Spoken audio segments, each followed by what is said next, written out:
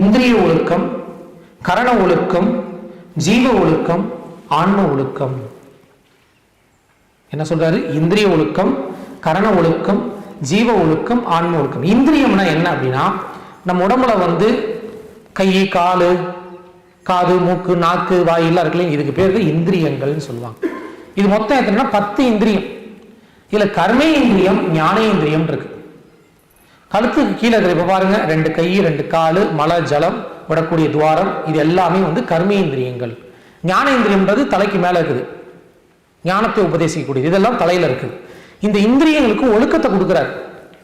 ஐயா என்ன சொல்றாருன்னா, எதை நீ அடக்குன்னு சொல்ல, எல்லாத்தையும் நீ ஒழுக்கத்துக்கு கொண்டு வான்னு சொல்றாரு. இதெல்லாம் ஒழுக்கம் இல்லாம கிடக்குது. முதல் சொல்றாரு பாருங்க, இந்திரிய ஒழுக்கம்னா என்ன அப்படின்னு. முதல் காதுல இருந்து ஆரம்பிக்கிறார். கொடிய சொல் செவிபுகாது நாதம் முதலிய ஸ்தோத்திரங்களை கேட்டல். இப்ப காதுக்கு என்ன சொல்றாரு? கொடிய சொல் கேட்காத, தேவையற்ற பேச்சுகள் கேட்காத, நல்ல நாதம், நல்ல இசை, நல்ல கருத்துக்கள், நல்ல சத்சங்கம், நல்ல பாடல்கள், திருவருட்பா, இந்த மாதிரி பாடல்களை, நாதம் முதலிய ஸ்தோத்திரங்களை கேட்டல். ஏன் அப்படி சொல்றாரு பாருங்க, நீங்க என்ன கேட்கறீங்களோ அதுதான் உங்க மனசுல போய் பதியுது. அடுத்து பாருங்க, ஸ்பரிசம். காதுக்கு அடுத்து ஸ்பரிசத்துக்கு கொடுக்கிறார். அசுத்த ஸ்பரிசம் இல்லாது தயாவண்ணமாக ஸ்பரிசித்தல். அடுத்தவங்களுக்கு மேல போய் அசுத்த எண்ணத்தோட தொடக்கூடாது, தயவினால மற்றவங்களை தொடலாம். குரூரமாக பாராதிருத்தல். குரூரமா பார்க்கறது. சில பேர் பார்த்தீங்கன்னா கண்ணுலயே அப்படி எரிச்சிருவாங்க. சில பேர் அப்படியே சண்டை போட்டு அப்படி நிற்பாங்க.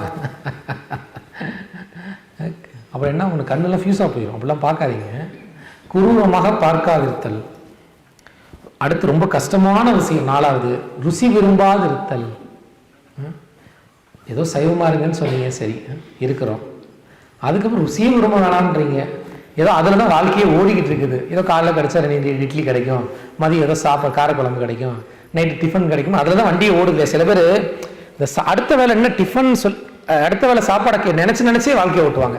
ஓகே, நாளைக்கு நல்லா கிடைக்கும், அதான் நம்மளுக்கு இப்படி சாப்பிடணும். மனிதனா பிறந்தாச்சு, இப்படி சாப்பிடணும்னு ஒரு ஆசையிலே செத்து போயிடுறோமா, என்னவா பிறப்போம் அப்படின்னா, இந்த வெளியே ஒரு மாடு பாருங்க, காலையில் கட்டுனாங்க, நைட்டு அவுக்குறவே தின்னுட்டு தான் இருக்கு, மேய்ஞ்சிக்கிட்டே இருக்குது. அதுவும் நீ இப்போ நான் பார்க்குறப்பெல்லாம் மேய்ஞ்சிக்கிட்டு தான் இருக்குது, எப்பயாவது கொஞ்ச நேரம் உட்காருது. அப்போ என்ன பண்ணுற, கடவுளை உனக்கு சாப்பிடதான்ற ஆசை, அங்கே வா மாடா போய் பிறந்துரு, தின்னு. ஆசை தீர்ந்துச்சுன்னா அப்போ மறுபடியும் கொடுப்பாரு. அப்போ ஏன் ருசி விரும்ப வேணான்றாருன்னா, பதிவாகுது எல்லாமே. அப்போ என்ன பண்ணுங்க, இச்சையின்றி வருங்க, சாப்பிட்றீங்களா, ஓகே, அதோட மறந்துடணும், சூப்பராக இருக்கு, நாளைக்கு இது இந்த லைன் வந்து இந்த கடைக்கு வரணும் அப்படின்னு மனசில் என்ன பண்ணக்கூடாது, பதிவு வச்சுக்கூடாது. கிடைக்கதான் அனுபவிச்சு போயிட்டே இருக்கணும். சுகந்தம் விரும்பாது இருத்தல். நல்ல மனமா, சில பேர் பாருங்க, நல்ல ஜவ்வாது சென்ட்டு அப்படி போட்டு, ஏன்னா அதுவும் என்ன ஆகுது, அதுவும் ஒரு ஆசையாய் மாறிடுது. இன்சொல்லாடல். இது ரொம்ப கஷ்டம் நமக்குலாம். சில பேர் வாயை திறந்தாலே சொல்லுவாங்க, ஐயோ வாயை திறந்தாதமா. வீட்டில் சில பேர் குடும்பத்தில், அம்மா வாயை திறந்துடாத, முறையே மன்னிப்பு கேட்டுறேன். சில பேர் வாயை திறந்தாங்கன்னா இங்கிருந்து அங்கே போகும். பொய் சொல்லாது இருத்தல். ரொம்ப கஷ்டம் இல்லை? நமக்கு வாயை திறந்தா எப்பயாவது உண்மை சொல்லுவாங்க, தெரியாமல் ஆக்சிடெண்ட்டாக உண்மை சொல்லுவோம் இல்லையா? பொய் சொல்றதெல்லாம் வந்து இப்போ வந்து அது ஒரு சாதாரணமாக ஆகிப்போச்சு, திருப்பதி லட்டு சாப்பிட்ற மாதிரி. பொய் சொல்லாது இருத்தல். 8வது பாருங்க, ஜீவ இம்சை நேரிடும் காலத்தில் எவ்வித தந்திரத்தினாலாவது தடை செய்தல். ஜீவஹிம்சைனா மற்ற உயிர்களுக்கு துன்பம் ஏற்படும் பொழுது ஏதாவது ஒரு தந்திரம் பண்ணி அந்த உயிரை காப்பாத்துங்க.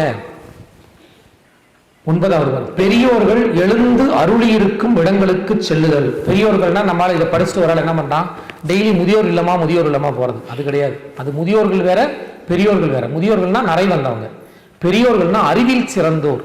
அப்ப ஞானிகள், மகான்கள், சாதுக்கள், துறவிகள், அறிஞர்களை போய் அவங்க இருக்கிற இடத்துல போய் தேடி அவங்களோட நம்ம நட்பு வச்சுக்கிட்டு அவங்களோட சத்சங்கம் கேட்கணும். அது நம்மளோட ஜீவனை கடை தேற்றும். அதை என்ன சொல்றாரு, பெரியோர்கள் எழுந்து அருளி இருக்கும் இடங்களுக்கு செல்லுதல். சில பேர் சில இடத்துல சமாதி நிலையாயிருப்பாங்க, நல்ல சமாதி நிலையாகி நிஷ்டையில இருப்பாங்க. அந்த இடங்களுக்கு போய் நம்ம வழிபாடுகள் செய்யலாம். 10, ஜீவ உபகார நிமித்தமாய், ஜீவ உபகாரம்னா மற்ற உயிர்களுக்கு உபகரித்தல் பொருட்டு சாதுக்கள் வாசஸ்தலங்களிலும் திவ்ய திருப்பதிகளிலும் சஞ்சரித்தல். இப்ப திருவண்ணாமலை, திருப்பதி, இந்த மாதிரி கோயில்கள் இங்கெல்லாம் போனீங்கன்னா நிறைய ஏழைகள் மக்கள் உட்கார்ந்துருப்பாங்க. அந்த இடங்களுக்கு போய் என்ன பண்ணலாம், அந்த உயிர்களுக்கு உபகாரம் செய்யலாம், உணவு கொடுக்கலாம், உடை வாங்கி கொடுக்கலாம். ஏன்னா அங்கதான் அந்த இடங்கள்ல மக்கள்லாம் இருப்பாங்க. அடுத்து பாருங்க 11, நன்முயற்சியில் கொடுத்தல் எடுத்தலாதி செய்தல். உலகியல் கர்மத்துக்காக, உலகியல் விஷயங்களுக்காக நம்ம கொடுக்கல் வாங்கல்னு சொல்றோம்ல, பொருளாதாரத்தை பயன்படுத்திக்கலாம், அது நல்ல விஷயத்துக்காக மட்டும் செய்யுங்க அப்படின்றார் ஐயா. 12 மித ஆகாரம் செய்தல். கொஞ்சமா சாப்பிடுங்க. மித ஆகாரம் செய்தல். நான் அடிக்கடி சொல்லுவேன், உண்டி சுருக்கில் உபாய உள பல. உண்டி இருக்கு இல்லைங்களா, அந்த வயிற்ற சுருக்குனீங்கன்னா, உணவை சுருக்குனீங்கன்னா, உண்டி சுருக்கில் உபாயம் உள பல, பிண்டம் சுருங்கில் பிராணம் நிலைக்கும். உண்டி சுருக்கில் உபாயம் உள பல, பிண்டம் சுருங்கில் பிராணம் நிலைக்கும். பிண்டத்தை என்ன சொல்றாரு சுருக்கமா வச்சுக்கணும். நம்ம என்ன தப்பா நினைச்சுக்கிறோம்னா, நிறைய சாப்பிட்டா ஆரோக்கியமா இருப்போம்னு நினைக்கிறோம். அது மாட்டுக்கு தான், நமக்கு கிடையாது. அளவோட என்ன வேணுமோ ஆரோக்கியமான உணவு சாப்பிடுங்க, அது போதும். தயவு செய்து உணவை குறைங்க. உணவை குறைச்சிங்கன்னா ஆயுள் விருத்தி ஆகும். மித போகம் செய்தல்.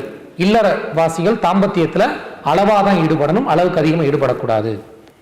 14 மல ஜல உபாதிகளை, அது பேரு உபாதிகள் தான், அவஸ்தை தான். மல ஜல உபாதிகளை அக்கிரமம் அதிக்கிரமம், அதாவது அடக்கிறது இல்லைன்னா காலம் கடந்து செய்யறது, இந்த மாதிரி சேஷ்டையெல்லாம் செய்யாம கிரமமாய் சரியான முறையில் மலஜல அவஸ்தை வந்து உடனே போய் நேரத்தில் சரியா கழிச்சிடணும். மலஜலத்தை அடக்கக்கூடாது. அடுத்து 15வது பாருங்க, கால பேதத்தாலும் நேர மாற்றங்கள்னாலும் உஷ்ண ஆபாசத்தாலும், உடல்ல அதீத உஷ்ணம் ஏற்படும் போது உடம்புல ஆபாசம் ஏற்படும். தடை நேர்ந்தால், எதுக்கு தடை நேர்ந்தால் மலஜல பிரச்சனைக்கு என்ன பண்ணும், மலஜல சிக்கல் எப்போ ஏற்படும், கால நேரம் மாறுறதுனால உஷ்ணத்தினால மலஜல பிரச்சனைகள் ஏற்படும். அதை என்ன சொல்றாரு, ஔஷதி வகைகளால், மருந்து பொடிகள் சூரணம் அதை எடுத்துக்கிட்டு, பௌதீக மூலங்களால், சரபேத அஸ்த ஸ்பரிச தந்திரத்தால், மூலாங்க பிரணவ தியான சங்கற்பத்தாலும் தவிர்த்துக் கொள்ளல். என்ன சொல்றாரு, மூலிகைகள்னால செந்தூரம் பஸ்பங்கள் ஏதாவது வைத்தியத்தை போய் உடம்பு சரி பண்ணிக்கணும். முதல் சரி பண்ண வேண்டியது வைத்ததம். அடுத்து என்ன பண்ணணும்னா, உங்களுக்கு மலம் சரியா கழியலைன்னா இடது பக்கமா ஒரு கழிச்சு படுத்து சுவாசத்தை வலதுல கொண்டு வரணும்னு நிப்பாட்டணும். அப்படி செய்யும் பொழுது மலச்சிக்கல் நீங்கும். ஜலம் சரியா போடனா வலது பக்கம் படுத்து இடதுல சுவாசத்தை கொண்டு வந்து நிறுத்தீங்கன்னா ஜலம் சரியா புரியும். அடுத்து 16 மந்ததரன், ஒரு சராசரியா நம்மள மாதிரி இருக்கக்கூடிய மக்கள், சுக்கிலத்தை அக்கிரம அதிக்கிரமத்தை விடாது நிறுத்தல். உடம்புல இருக்கக்கூடிய சுக்கிலத்தை அடிக்கடி வெளியேற்றக்கூடாது.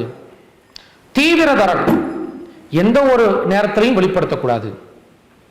18 இடைவிடாது கோஷத்தை கவசத்தால் மறைத்தல். இதுபோல் உச்சி மார்பு முதலிய அங்கங்களை மறைத்தல். உச்சி மார்பு உள்ளுறுப்புகளை எப்பயுமே ஆடைகளால மறைச்சிருக்கணும், திறந்து போடக்கூடாது.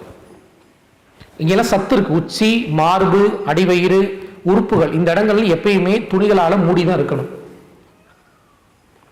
சஞ்சரிக்கும் காலத்தில் காலில் கவசம் தரித்தல். அன்னைக்கு சித்தர்கள் பாதக்குரோடு போட்டுதான் இருந்தாங்க. சித்தர்கள் செருப்பு போடக்கூடாதுன்னா சித்தர்கள் ஏன் பாதக்குரோடு போட்டிருந்தாங்க? பாதம் தான் ரொம்ப முக்கியமான இடம். இங்க ஒரு வர்மத்துல தப்பான ஒரு வர்மம் பட்டுருச்சுன்னா கைகால் கூட வழங்காம போயிடும். அதனால வர்மத்துல பாருங்க தப்பான செய்யவே மாட்டாங்க. ஏன்னா முக்கியமான வர்மம் இருக்கிற இடம் கையிலையும் பாதத்திலையும், அது உடம்பு சூடாகக்கூடாது. அந்த இடம் அதை வந்து முக்கியமா பாதுகாக்கணும். அழுக்காடை உடுத்தாதிருத்தல். பாருங்க, சாமியார்னா என்ன, சாதுக்கள்னா ஆன்மீகம்னா அப்படியே அழுக்காடை இருக்கிறது, அப்படியே சுத்துறது, காலை செருப்பா நடக்கிறது அப்படின்னு நினைச்சிட்டு இருந்தா எல்லாத்தையுமே ஐயா மாத்துறாரு.